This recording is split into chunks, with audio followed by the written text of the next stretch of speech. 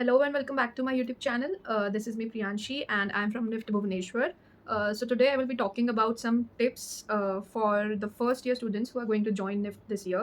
So if you are also the one, so watch till the end. तो मैंने जो tips हैं उनको लाइक दो तरीके से बताया है। एक स्टडीज़ और एकेडमिक के बेसिस पे और एक सोशल लाइफ के बेसिस पे। So first of all I will be talking about academics. तो सबसे पहले टाइम मैनेज करना सीख लो, लाइक वो बहुत इंपॉर्टेंट चीज़ है। और टाइम मैनेज अगर नहीं कर पा रहे हो ना, तो ये बात याद रखो कि बहुत प्रॉब्लम आएगी। लाइक असाइनमेंट्स इतने ज़्यादा होते हैं ना कि तुम अगर टाइम मैनेज करके नहीं चल रहे हो तो you will face a lot of problems. तो स्टार्टिंग से ही अपने असाइनमेंट्स को थोड़ा थोड़ा टाइम देना। लाइक ज़रूरी नहीं है कि पूरा असाइनमेंट ही एक दिन में कर लो। थोड़ा करो, थोड़ा करो, थोड़ा थोड़ा करके निपटाओ, but try to complete your assignments on time. मतलब सिर्फ लास्ट डेट के लिए मत बैठे रहना कि हाँ, इस दिन सबमिशन है तो उसके एक दिन पहले करूँगा। नहीं, मत करना ऐसे, सीरियसली बता रही हूँ। Follow a time routine, like have a to do list for each day. और मैंने नहीं किया था ऐसा कुछ भी, लेकिन गलतियों से इंसान सीखता है। तो जो गलती मैंने की है वो तुम लोग मत करो। Like have a to do list कि आज इस दिन में ये करना है।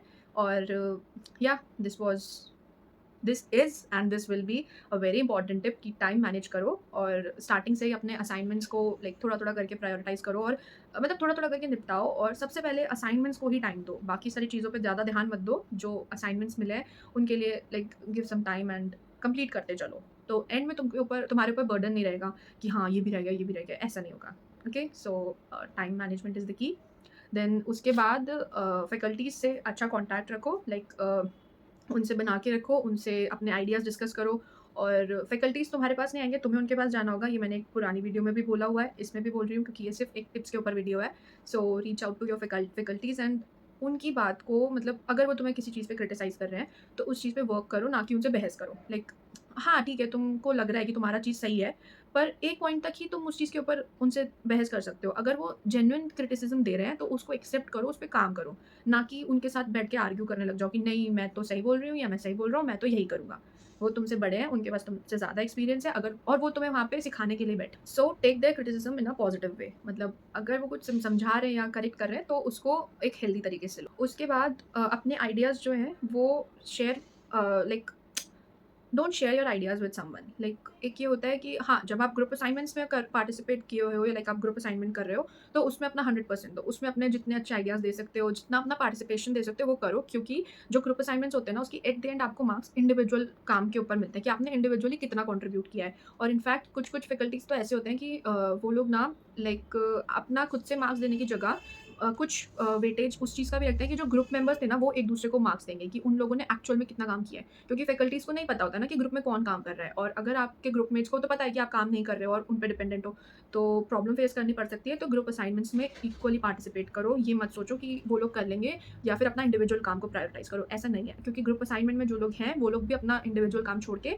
ग्रुप असाइनमेंट करने बैठे हैं, तो उस टाइम पे उस पे फ़ोकस करो और जो इंडिविजुअल काम है, वो अपना अलग से करो। सो येस, ग्रुप असाइनमेंट में गिव योर 100%। और उसके अलावा जो इंडिविजुअल असाइनमेंट्स है, उसके आइडियाज़ शेयर मत करो। पूरा-पूरा तरीके से आइडियाज़ शेयर मत करो क्योंकि आइडियाज़ कॉपी हो जाते हैं। तो मेक श्योर कि आपके आइडियाज़ जो हैं वो आप तक रहें। और अगर कॉपी हो गए ना, तो फिर डाउट जाता है कि किसने कॉपी किया होगा और इतना कॉन्सेप्ट कैसे सेम है, या फिर मतलब फैकल्टीज़ वगैरह आपसे क्वेश्चन कर लेंगे।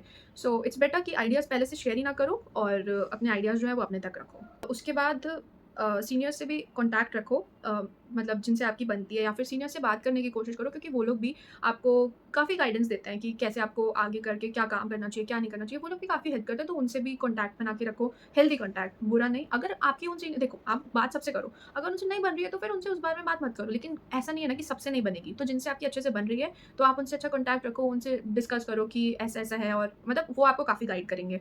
उसके अलावा पिंटरेस्ट से दूर रहो। मतलब बिल्कुल पिंटरेस्ट पे डिपेंड मत करो कि हाँ, उसी से देखा, उसी से सेम एज़ इट इज़ बना दिया। फैकल्टीज़ बहुत स्मार्ट होते हैं, उनको पता होता है कि कौन-सा आइडिया पिंटरेस्ट से उठाया गया है, कौन-सा आइडिया खुद से बनाया गया है। तो अगर आपने पिंटरेस्ट से उठा के उसमें हल्के भी चेंजेस करके भी दिखाए ना, वो लोग समझ जाएँगे कि ये पिंटरेस्ट कॉपीड है।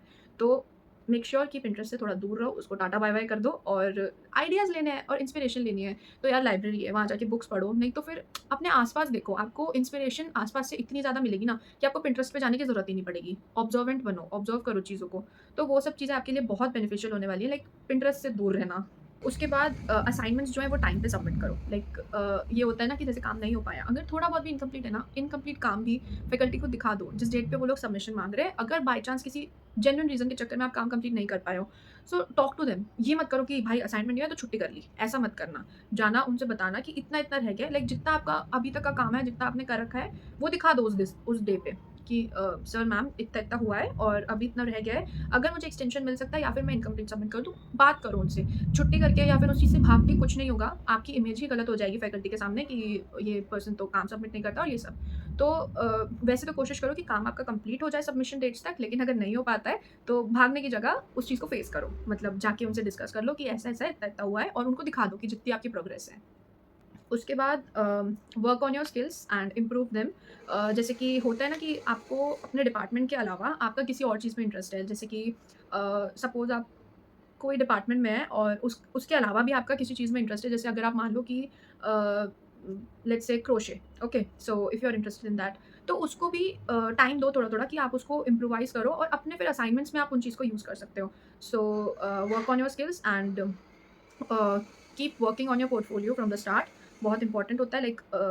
सेकेंड ईयर से तो एटलीस्ट शुरू कर ही देना चाहिए पोर्टफोलियो पे काम करना उस पे, क्योंकि फिर एंड में जाके प्रॉब्लम होती है अगर आपके पास पोर्टफोलियो नहीं है तो। So work on your portfolio, at least ideate about your portfolio. फिर आता है उसके बाद कि जैसे फर्स्ट सेमेस्टर में मैंने बताया था कि you have a subject which is material studies, paper sorry wood and metal. So जब आप वुड और मेटल लैब में काम करोगे तो ध्यान से करना, क्योंकि स्टार्टिंग में जब आप टूल्स और मशीन्स यूज़ करते हो तो बहुत केसेस होते हैं कि बहुत चांसेस होते हैं कि आपको बहुत ज़्यादा इंजरी हो सकती है। सो जब तक आप उसको पूरा सीख नहीं, मतलब प्रॉपर उसका आपको फंक्शन पता नहीं होता ना, तो डोंट यूज़ इट। पूरा पहले समझो कि कैसे वो वर्क करता है, कैसे क्या करना है, क्योंकि मेरे भी बहुत बार लग चुकी है और जूरी के टाइम ही बहुत बार मैं चोट खा बैठी हूँ उसमें, क्योंकि मतलब मैं जल्दी-जल्दी में करती थी क्योंकि मैं लास्ट के लिए छोड़ देती थी काम, तो फिर लग जाती है। तो कीप इन माइंड कि जो फंक्शंस है उसके पूरे समझ लो कि वो कैसे काम कर रहा है और फिर उसको यूज़ करो ध्यान से। ध्यान से मतलब सीरियसली, क्योंकि लग गई, हाथ-पैर टूट गए तो फिर बाकी असाइनमेंट्स भी रह जाएँगे। उसके अलावा focus on your health. Jury के टाइम या फिर सबमिशंस के टाइम हम लोग भूल जाते हैं कि भाई अगर हेल्थ खराब तो सब खराब। ऐसे मत करना कि उस टाइम पे एकदम खाना-पीना छोड़ के काम पे लगे हुए हैं। इम्पोर्टेंट है काम, लेकिन हेल्थ भी उतनी इम्पोर्टेंट है। So take care of yourself कि हाँ भाई खाना खा रहे हैं और सब कुछ मतलब सही से है, क्योंकि बॉडी अगर नहीं चलेगी तो फिर काम भी नहीं होगा। नींद नहीं मिलती है, पर ये मत करना कि एकदम पूरा टाइम बस जगे, जगे, जगे। थोड़ा-थोड़ा बीच-बीच में नैप लेते रहना, अलार्म लगा के सोना, और अगर अलार्म से नहीं उठते तो रूममेट को बोल के सोना कि भाई उठा देना। और हाँ, मतलब ऐसे ये सब चीज़ों को ध्यान रखना। उसके अलावा प्रिंट आउट्स, प्रिंट आउट्स के लिए ना एंड तक मत रुकना। मतलब सही बता रही हूँ, इतनी प्रॉब्लम होगी ना, मतलब जैसे अगर आपको सबमिशन कल है और आप प्रिंट आउट कराने गए हो, आपके साथ आपकी क्लासमेट्स भी हैं, ठीक है? तो वो लोग भी उसी जगह पे प्रिंट आउट कराने जाएँगे और इतनी लंबी लाइन लगी होगी ना कि आपको बस ये लगेगा कि भाई पहले क्यों नहीं करा लिया? तो प्रिंट आउट्स पहले से ही करा के रख लेना, क्योंकि एक ही दिन पहले सारे लोग जाते हैं प्रिंट कराने और फिर वो दुकान पे बहुत भीड़ हो जाती है और बहुत प्रॉब्लम आती है, तो प्रिंट्स पहले से करा के रखो। उसके अलावा जो स्टेशनरी मटेरियल्स होते हैं जैसे शीट्स हो गई या फिर पेंसिल्स हो गए, ब्रशेज़ हो गए, ब्रशेज़ कह रही हूँ, कलर्स हो गए, तो ये सब चीज़ों को पहले से स्टॉक करके रखो, क्योंकि बाय चांस ये हुआ कि वो स्टेशनरी पे भी यार लिमिटेड स्टॉक होता है ना, तो अगर वो लोगों के पास वो अवेलेबल नहीं है और आपको अर्जेंट में चाहिए, तो वो प्रॉब्लम क्रिएट कर सकता है। तो थोड़ा-सा पहले से एक्स्ट्रा रख के रखो। देखो काम हर चीज़ आ जाएगी, चाहे वो कलर्स हो या कुछ भी हो। वो उस चीज़ की टेंशन मत लो कि पहले से ज़्यादा लेके रख लेंगे तो वेस्ट हो जाएगा। इतना ज़्यादा भी नहीं कि पूरा भर के रख लिया, छोटा-छोटा पर एक्स्ट्रा रखो। जो चीज़ तुम्हें लगता है कि हाँ, ये मुझे डेली ज़रूरत पड़ सकती है या फिर मुझे ये अभी और ज़रूरत पड़ेगी, तो वो एक्स्ट्रा रख के रखो। डिजिटल असाइनमेंट्स से रिलेटेड अपने डिजिटल असाइनमेंट्स के बैकअप रखना। पेन ड्राइव्स, गूगल ड्राइव्स या फिर लैपटॉप्स में ही सिर्फ डिपेंडेंट मत रहना, क्योंकि अगर बाय चांस कभी ऐसा हुआ कि लैपटॉप से आपका डेटा उड़ गया या फिर आपका लैपटॉप एंड टाइम पे प्रॉब्लम दे गया ना, तो कोई आपका कोई बहाना नहीं सुनेंगे। वो लोग आपसे सीधा-सीधा बोलेंगे कि बैकअप क्यों नहीं रखा? तो बैकअप होना इज़ इम्पोर्टेंट। पेन ड्राइव्स लेके रखो, पेन ड्राइव आपके पास होनी ही चाहिए। उसमें अपना सारा डेटा जो है वो स्टोर करके रखो, मतलब बिल्कुल रिस्क मत लो, वरना बहुत दिक्कत आएगी बहुत ज़्यादा। अगर मतलब क्योंकि पता है क्या होता है, जैसे जूरी है, आपको अपना प्रेज़ेंटेशन देनी है और बाय चांस अगर जूरी के टाइम आपका लैपटॉप काम करना खराब या कुछ, मतलब जस्ट इन केस सोचो, एकदम वर्स्ट केस कि आपका लैपटॉप खराब हो गया या फिर लैपटॉप चल नहीं रहा है, कुछ भी प्रॉब्लम हो गया। अगर आपके पास बैकअप नहीं है तो क्या करोगे? जूरी मेंबर्स विल यही से कि पेन ड्राइव तो होगी, उसमें तो होगा, बैकअप तो होगा, और बैकअप नहीं हुआ तो फिर हो गया कल्याण।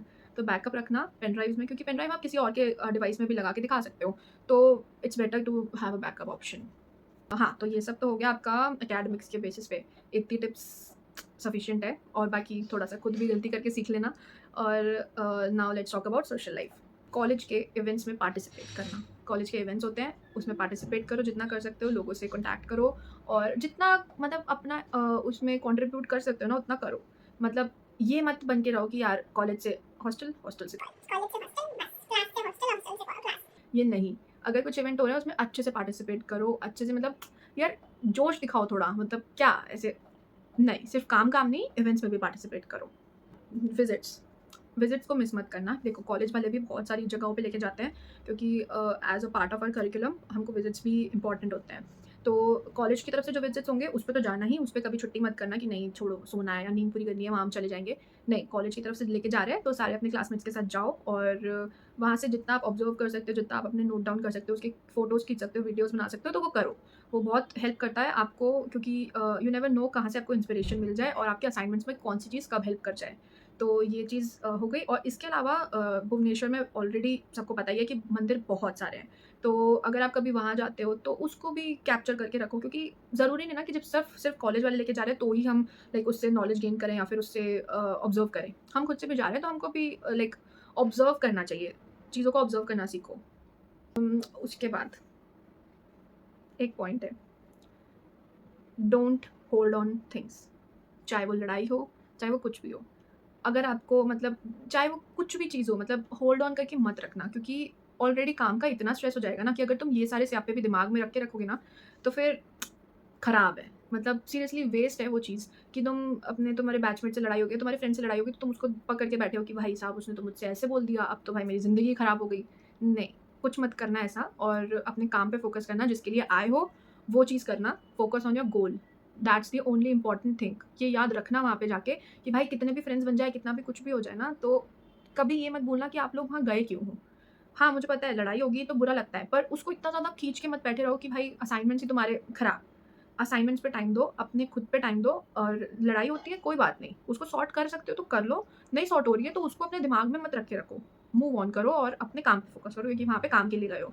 वहाँ पे ये सब करने नहीं गए हो कि लड़ाई हो रही है या ये हो रहा है।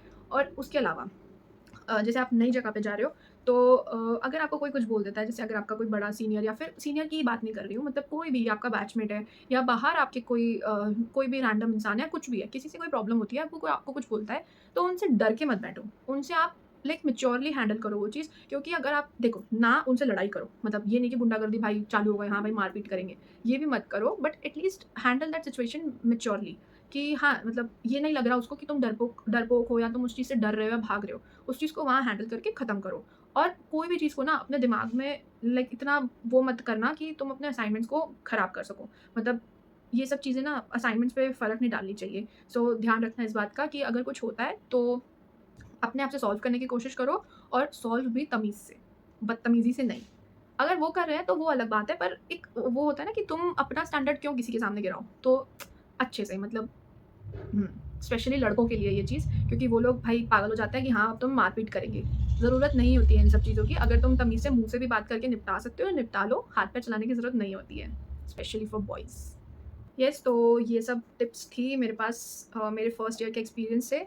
सो आई होप आपको कुछ तो सीखने को मिला होगा और या this was all about it and अब थोड़े ही दिन रह गए हैं सो आई होप आप लोगों की पैकिंग और वो सब हो गई होगी क्योंकि अभी इस टाइम पे बहुत टेंशन भी हो रही होगी, मतलब एकदम मिक्स्ड फीलिंग्स होती हैं कि नई जगह जा रहे हैं तो उसका डर भी रहता है और उसकी एक्साइटमेंट भी रहती है कि हाँ, न्यू कॉलेज और ड्रीम कॉलेज क्योंकि बहुत मुश्किल से मिलता है तो टेंशन लेने की ज़रूरत नहीं है, सब बहुत अच्छे से होता है। कुछ-कुछ प्रॉब्लम्स आती हैं वो तो सबको ही होती हैं तो ज़्यादा टेंशन लेने की ज़रूरत नहीं है और अच्छे से एकदम पैकिंग-वैकिंग कर लो बढ़िया और आओ कॉलेज फिर और अपने कॉलेज डेज़ को एन्जॉय करो और डोंट फॉरगेट योर गोल।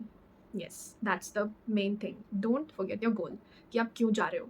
तो वो ध्यान रखना और that's all for today. All the best and congratulations to you all once again and जो लोग निफ्ट भुवनेश्वर आ रहे हैं, hope to see you there and that's all. Bye bye.